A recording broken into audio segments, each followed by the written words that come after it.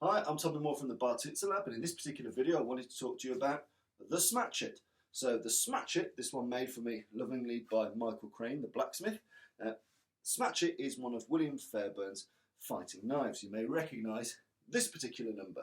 So the traditional Commando Fairbairn Sykes knife, and you see these in a number of different patterns, but they all follow relatively similar shapes and structures. Okay. Differences in these two types of knives made by W.E Fairbairn. This is a weapon of sensory elimination. This is a wickedly deadly tool for sneaking up behind someone, getting them, punching it in, pushing it out, stabbing in the kidneys. It's a stabbing tool, and it's really designed for asymmetric warfare. It's designed to stab them before they even see you. It can't really perform many utility tasks. It's got a very slimline blade. In a front-on altercation, it can't take too much of a beating. In reality, this is a slot them while they're looking the other way type of tool. It can be used for other purposes, but really, this is to take people out the game fast. The Smatchet, as you can see, the two side by side here, the Smatchet is more robust. The Smatchet has a large leaf-shaped blade. It's sharp on both edges, comes to a wicked point here. It's got a robust handle. It's easy to grab. Okay. Now, finding and using a Smatchet is like finding hen's teeth. They're very, very rare. You often will have to find a bladesmith to make it for you. They're not typically mass-produced. The ones that are mass-produced are kind of crappy cold steel, slightly smaller versions. This is a much more robust tool, and you probably need to get these commissioned. But as soon as you put one in your hand, it has what I call the evil. As soon as you pick this up, you're like, fuck, this is a nasty, nasty tool, and it can do some nasty, nasty things. Now, the main differentiator is that with this, I can perform utility tasks. I can cut brush, I can cut, twigs, I can cut rope, I can do things, I can manufacture, I can make. It's not a particularly stealthy weapon. So the virtue of having a Fairbairn Sykes, I can come in, do my business and be gone. Come in, do my business, be gone. This has a very slimline profile. I can cup this behind my arm, have it against my leg. It's relatively hard for you to see until it's in you. This has a large profile. Fairbairn carried it cross hip, so you draw it this way, much like you would draw a sword. It will bang, it will clatter. This does not have the stealthy characteristics of the Fairbairn Sykes knife. What it does do is, in a front-on altercation, this gives me a lot more options for cut and for thrust fighting. And the usage of this, as described by Fairbairn, is very, very simple. Essentially, you've got forehand cuts, here, like so. You've got what he calls saber cuts. And what he does on his saber cut, he has an arming motion. So he kind of withdraws the arm and then cuts out. So the forehand cut, pretty simple fare. The backhand cut, what he refers to as the saber cut, he arms it slightly and then cuts. Arms it slightly and then cuts. Because it's easier for a human to go here to a forehand. To a backhand, often we need to add a couple of inches in the opposite direction. So his saber cut, forehand cut, saber cut. Looking at really the neck, throat area. You've got pretty simple thrusting blows, and this works essentially like a gladius up close. So thrusting blows, remember, you can thrust downwards, inwards, and upwards. And each of them have their own benefits depending on what kind of plate, what kind of material the opponent is wearing. That kind of stab, that kind of stab, or that kind of stab. Each one of them has their own different benefits for sneaking in and around what the enemy might be wearing, or the type of target that presents itself to you. So forehand cuts, backhand saber cuts, thrusts, pommel going up, pommel going down, and then short, sharp snap cuts to the inside and the outside of the wrists. So all in, you've got a very simple cutting methodology for Fairbairn. Forehand cut, backhand saber cut. The thrusting variants, 1, 2, 3. Then you've got snap cuts to the inside or the outside of the wrist, assuming the opponent has a smaller firearm, such as a handgun, or indeed their own knife or shovel or other melee tool. So again, simple tool to work with. It flows beautifully, it feels very good. If you're familiar with Filipino martial arts, picking up one of these won't feel too dissimilar to a barong or another type of hefty Southeast Asian knife.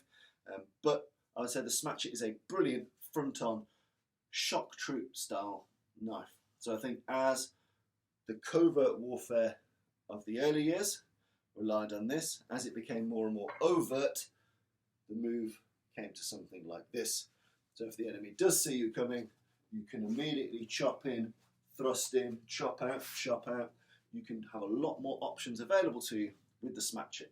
They feel absolutely wicked. I would encourage you to buy one and play with one.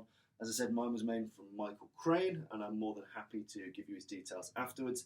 It's a beautiful looking knife. I've asked for mine to look a bit more aged, a bit more gritty, a bit more broken, like me, but lovely, lovely tool. Flows beautifully. Doesn't feel cumbersome. A lot of Filipino blades feel cumbersome to me. I'm a big guy. Most Filipinos are quite small, and even they have rather heavy, rather weighty, longer blades.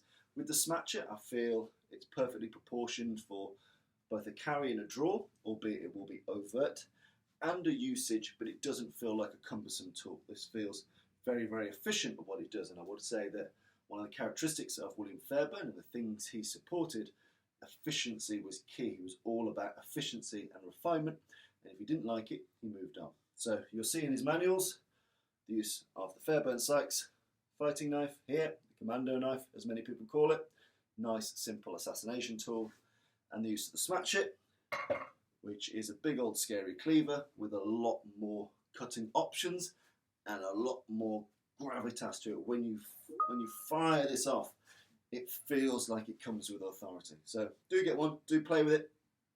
Bear in mind that anything you do in a Fairbairn system, anything you do with the edge of hand blow, can essentially be replicated with the knife. So don't forget to be able to flow from edge of hand to Smatchet, or Smatchet to edge of hand to Smatchet again. So again, once you've got the basics of using it, fit it into context with the rest of the Fairbairn material. From at range, launching the Tiger Claw, then go in with the thrust, then as you withdraw, come out again with the edge of hand blow. So a simple frontal assault, distract, eliminate, withdraw, but with safety. From there, you've got so many options. Cut, check, thrust, thrust, withdraw, cut. You've got so many options. So do play with your tiger hail strikes, with your chin jabs. So as you get really close from here, as you withdraw, you might launch a chin jab. Boom! To get yourself back into this. So longer range tiger claws, shorter range chin jabs, mid-range edge of hand blows, elbows, knees, kicks, these all come into play with this. So if you're a follower of Fairbairn systems, get used to using the unarmed systems, get used to the Smatchet, the anatomy of the Smatchet, how it works, how it's best operated, and then flow the two together. Cut, tiger claw, thrust, edge of hand,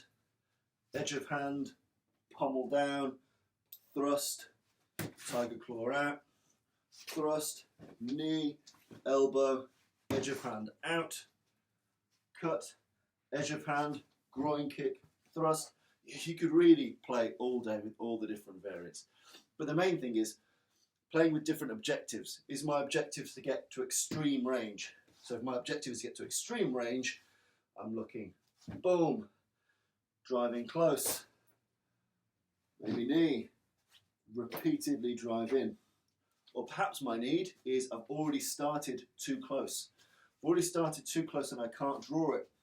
So therefore, edge of hand, step back, withdraw, deploy, deploy, deploy. You've got so many variables, so many options. So practice once you've got the unarmed techniques. Once you've got the armed techniques, flow them together and then flow them in a scenario way. Can you do them with your back turned? Your back turn, edge of hand blow, withdraw, cut. Edge of hand blow, withdraw, cut. Yeah. Can you do it sitting down? Can you do it from lying down? There are so many variables. People are always after more techniques. I think one of the main things you should always be after is more variables. Can I do it in the dark? Can I do it lying down? Can I do it with one leg incapacitated?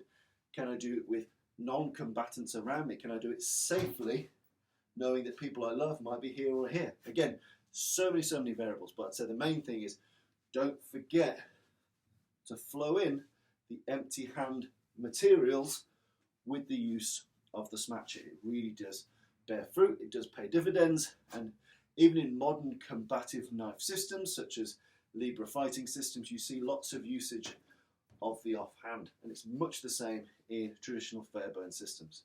They are not mutually exclusive, they are interdependent and interlinked. If I can cut, I leave a space. I can either fill that space again with the blade or fill that space with something else to do something else. So mix in your unarmed material from Fairbairn with the armed material. But the Smatchet, it's a lovely tool. I would encourage you to get one, make one, acquire one in any way you can, practice with it and get used to flowing it into the wider all-in fighting material.